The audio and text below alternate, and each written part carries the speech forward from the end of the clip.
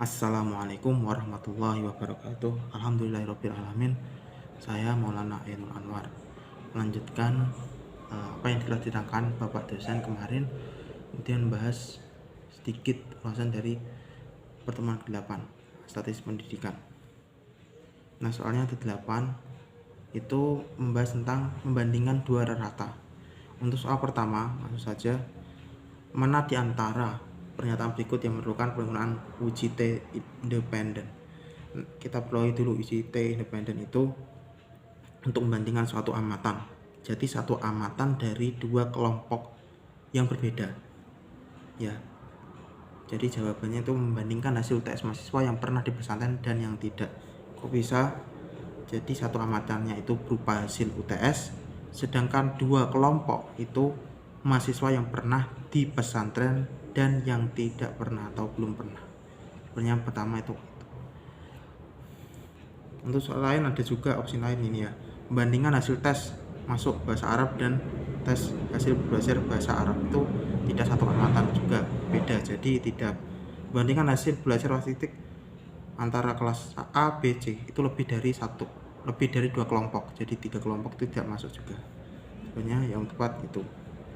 Untuk selanjutnya, mana rumusan hipotesis nol berikut ini yang untuk mengujinya memerlukan uji T dependen. Uji T dependen ini tidak ada perbedaan, menyatakan tidak ada perbedaan antara dua kondisi dari kelompok yang sama. Ya, tidak ada perbedaan. Jadi yang namanya setelah belajar di Arab Saudi, kemampuan istimewa mahasiswa yang tidak ada bedanya dengan kemampuan masih ada di Indonesia. Ya, jadi ada perbedaan, tidak menjauh juga. Apa yang dilakukan di Arab Saudi ditempuhnya kemudian dibawa ke Indonesia, ternyata ada perbedaan jauh juga. Jadi jawabannya yang tepat adalah itu.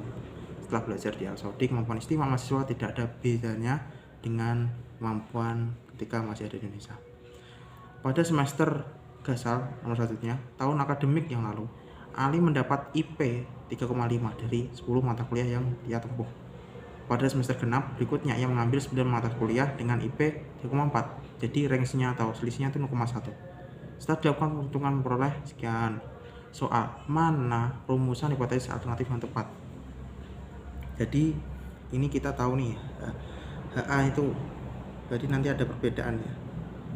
Perbedaan apa? IP merupakan rata dari nilai mata kuliah ya kan yang ditempuh.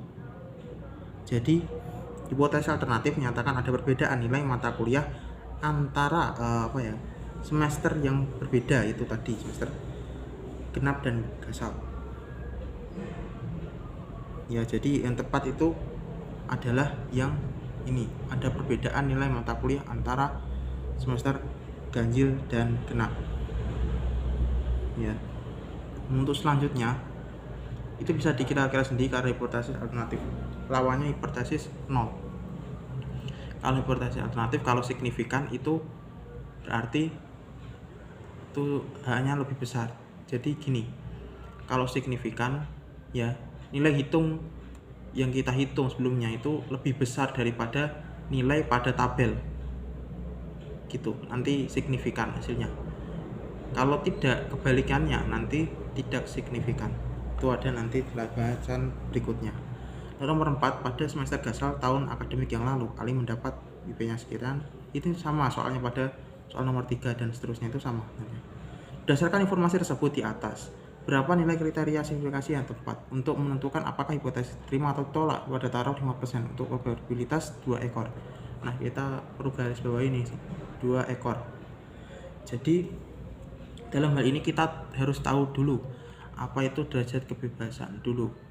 Ya, kita tahu angka derajat kebebasan dulu dengan cara rumusnya N1 kurangi 1. Ya, ini bukan sama dengan ya ini ya. Ditambah, ada kesalahan tulis. Ditambah dalam kurung N2 dikurangi 1. Ya, dalam hal ini di nilai T ya. Jadi rumusnya seperti ini, derajat kebebasannya. N-nya 1 berapa? 10 mata kuliah di sini. N2 berapa? 9. Karena di semester genap dia mengambil 9 mata kuliah. Jadi 10 kurangi 1 dapat 8, 10 kurangi 1 dapat 9, 8 tambah 9 dapat 17. Taruh 50%, jadi 0,05 ya. Kita lihat di tabel dulu 0,05 dengan 17. Nah, kita cari dulu. Di sini nanti 17, ini 17. Ya, 0,05 karena ini total test 2 ekor.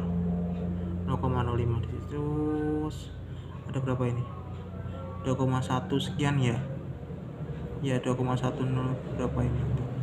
Tuh, kita kembali lagi ya, 2,110 itu jawaban yang tepat untuk soal nomor 4. Maksudnya mata pada semester 6. Maaf, Gasal tahun akademik yang lalu. Ini sama soalnya sebelumnya. Tanya berdasarkan informasi tersebut berapa nilai galat baku. Nah, ini saya bingung sendiri. Ternyata nilai galat bakunya sudah disebutkan di teks di pernyataan soal gitu. Cuma disimbolkan dengan SY bar ya.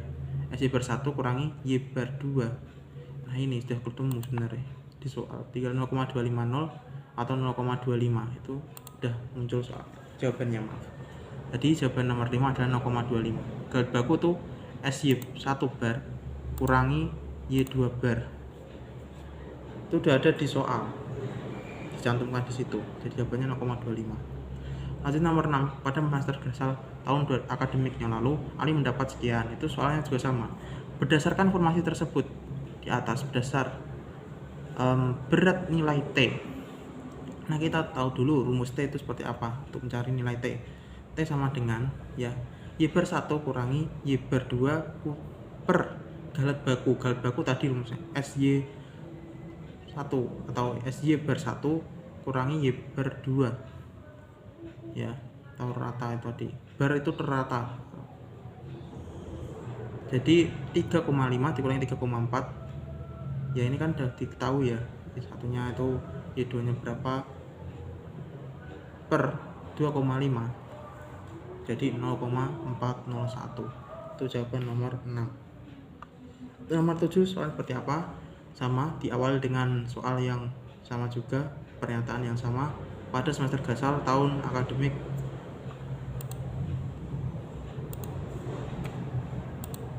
yang lalu Ali mendapat IP sekian. Sudah di rata-rata ya ini ya, dengan mata kuliah yang lain juga ada 10 mata kuliah lah. Yang kedua itu 9 mata kuliah, sama soalnya seperti itu, ada 3,4 sehingga itu range-nya 0,1. Berdasarkan informasi tersebut di atas, apakah perbedaan nilai mata kuliah semester Gasal dan genap signifikan sih? Di sini kan pada taraf 5%. Nah, kita udah tahu tadi tak jelaskan kalau signifikan ya itu atau nilai T atau nilai hitung itu lebih besar daripada nilai tabel. Tadi kan sudah diketahui nilai T berapa? Coba 0,401 kan ya, atau nilai hitung. Sedangkan nilai tabel berapa? 2,110, berarti lebih kecil. Yang mana kalau lebih kecil itu tidak signifikan ya. Tidak signifikan berarti pernyataan seperti apa? Nilai apa hipotesis 0, kalau tidak signifikan ya, hipotesis 0 itu diterima, sedangkan hipotesis alternatif atau HA atau H alfa itu ditolak. Itu nanti ada soalnya di nomor berikutnya, nomor 8 ini dulu. Jadi ini tidak signifikan, tidak berbeda signifikan lah, seperti itu. Maka tidak berbeda secara signifikan, yang mana nilai T ini lebih kecil daripada nilai T tabel atau nilai hitung T atau lebih kecil lah, karena apa, ini angkanya 0,4 sedangkan yang T nya tabel tuh 2,1 sekian. Jadi tidak berbeda secara signifikan. Nomor 8, pada semester Gasal tahun ini dan ini soalnya sama dengan soal sebelumnya. Kalau hasil analisis data signifikan, mana pernyataan berikut yang salah? Jadi ini andai saja kalau signifikan ya, signifikan berarti apa? Nilai T atau nilai hasil itu lebih besar daripada si nilai tabel yang ada di tabel. Jadi ini yang salah tuh ini, hipotesis 0 diterima, hipotesis alternatif ditolak. Seharusnya ini ya, hipotesis alternatif terima, sedangkan hipotesis nol ditolak. Sekian dari saya, terima kasih. Kalau ada kurang lebihnya mohon maaf. Wassalamualaikum warahmatullahi wabarakatuh. Semangat belajar.